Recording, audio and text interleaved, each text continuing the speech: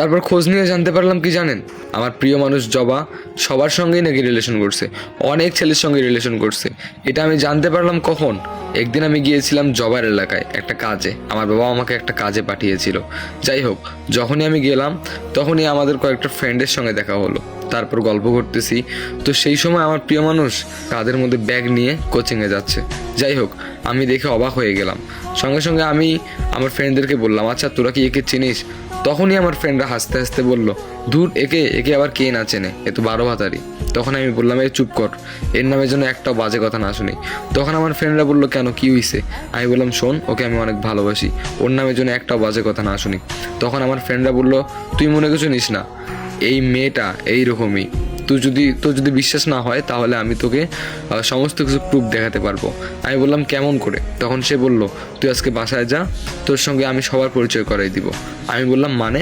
তখন আমার ফ্রেন্ড বলল, ও যতগুলো ছেলের সঙ্গে রিলেশন করছে সবাই তোর সঙ্গে কথা বলবে, তুই বাসায় যা। এরপরে আমি চলে গেলাম বাসায়।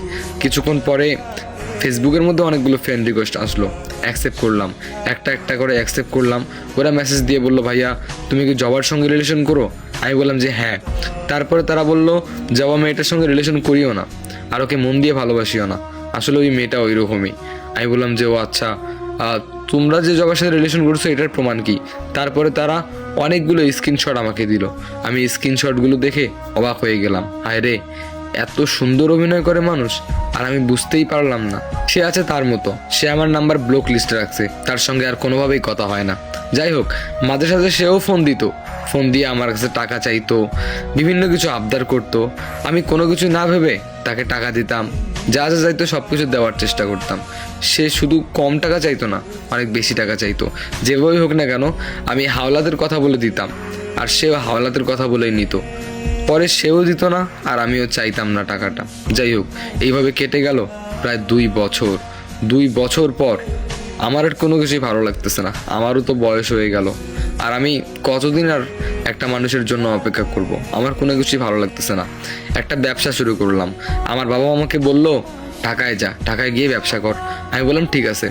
তারপরে যখনই আমি ঢাকায় যেয়ে ধরলাম কুড়িগ্রামে বাস স্ট্যান্ডে, যখনই বাসে উঠবো ঠিক সেই সময় আমার চোখের সামনে একটা মুরব্বী লোক, মানে একটা বয়স্ক লোক, প্রতিবন্ধী, সে অ্যাক্সিডেন্ট হয়ে গেল। আমার বুকটা ফেটে গেল সেটা দেখে। তারপর আমি তাড়াহুড়ো করে সেই মানুষটার কাছে গেলাম, তবে আমার আশেপাশে যত মানুষ আছে কেউ তার পাশে আসলো না। আসলে সে গরিব ফকির ছিল, তাই তার পাশে কেউ আসতে যাচ্ছিল না।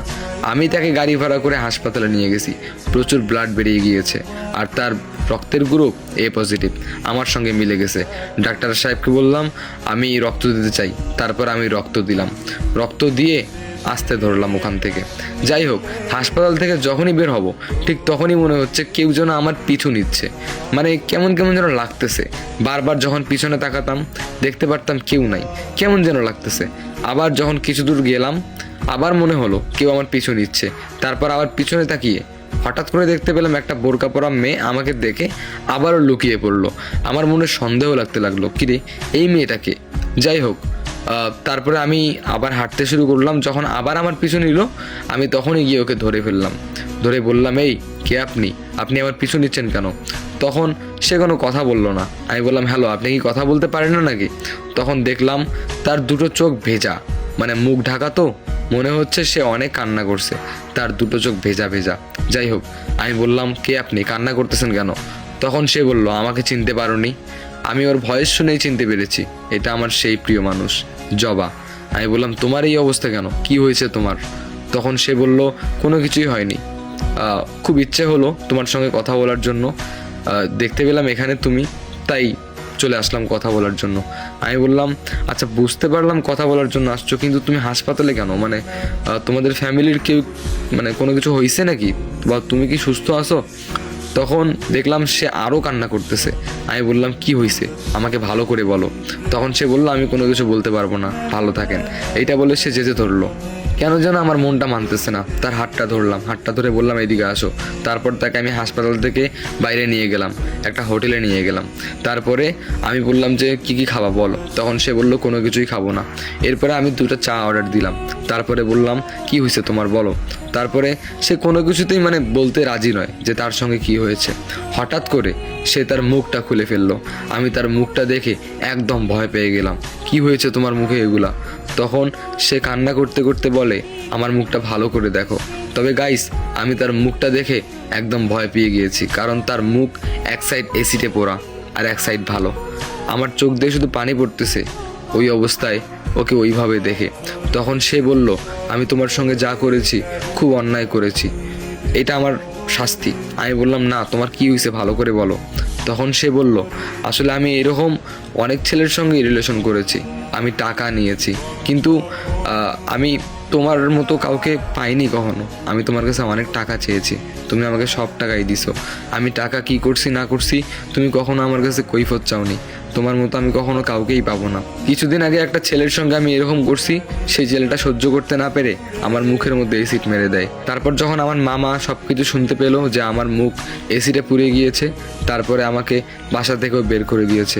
আর আমার মা তো 5 মাস আগেই মারা গেছে।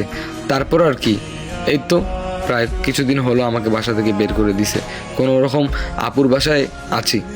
আর এখানে হাসপাতালে এসেছিলাম কিছু চিকিৎসা নেওয়ার জন্য। আমার চোখ দিয়ে শুধু পানি পড়তেছে, অবাক হয়ে গেলাম। এই কয়টা দিনে এত কিছু হয়ে গেল আর আমি কোনো কিছুই জানতে পারলাম না। তার এগুলো কথা শুনে আমার মনটা শুধু ছটফট করতেছে, চোখ দিয়ে আমার পানি পড়তেছে। যাই হোক, তার চোখ দিয়ে পানি আমি আটকাতে পারতেছি না। তারপরে আমি বললাম তুমি যদি মনে কিছু না করো তোমাকে একটা কথা বলতে পারি। তখন সে বলল হ্যাঁ বলো। এরপর আমি বললাম তুমি কি আমার সঙ্গে যাবে, সব কিছু কি আবার শুরু করা যায় না? তখন সে আবার কান্না করতে করতে বলল আমি একটা বেঈমান মেয়ে, আমার মুখ এসিডে পোড়া, আমি পাপের শাস্তি পেয়েছি, আবার নতুন করে গিয়ে তোমাকে শাস্তি দিতে চাই না। তখন আমি বললাম না, আমি তোমাকে এবার সত্যি সত্যি চাই, প্লিজ তুমি আমার হয়ে যাও। তখন সে কান্না করতে করতে আমাকে জড়িয়ে ধরলো। এরপর আমি বললাম আর চিন্তা নেই, এবার সব কিছু হবে। তারপর আমি তাকে বাসায় নিয়ে গেলাম। বাসায় নিয়ে গিয়ে আব্বু আম্মুকে বললাম। আমার আব্বু আম্মু কিছুতেই রাজি নয়। এসিডে পোড়া একটা মেয়েকে আমি নিয়ে আসছি, তারা রাজি নয়। আসলে এক বাপের এক ছেলে তো, অনেক স্বপ্ন ছিল আব্বু আম্মুর, সেটাও পূরণ করতে পারলাম না। কি আর করার, বাসা থেকে বেরিয়ে গেলাম ওকে নিয়ে। আমি টুকটাক অনলাইনে ফ্রিল্যান্সিং করেছিলাম। ওই ফ্রিল্যান্সিং করে অনলাইন থেকে যা টুকটাক ইনকাম হয় তা দিয়ে আমাদের দুজনের যাচ্ছে কোনো রকম। আমরা দুজন বিয়েও করে ফেলছি। যাই হোক, যতই দুঃখ যাক না কেন, যতই আফসোস থাকুক না কেন, প্রিয় মানুষটাকে তো পেয়েছি, আর কিছু চাওয়ার নেই আমার। সো এই কাহিনিটা হলো আমার একটা ফ্রেন্ডের সঙ্গে। সো এই ফ্রেন্ডটা আমার মানে দুঃসম্পর্কের একটা ফ্রেন্ড।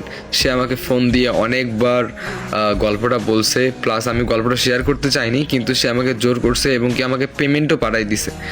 যাই হোক, সো এখন তারা এই অবস্থাতেই আছে, সবাই তাদের জন্য দোয়া করবেন। এর বেশি কোনো কিছুই বলতে চাই না। ওকে।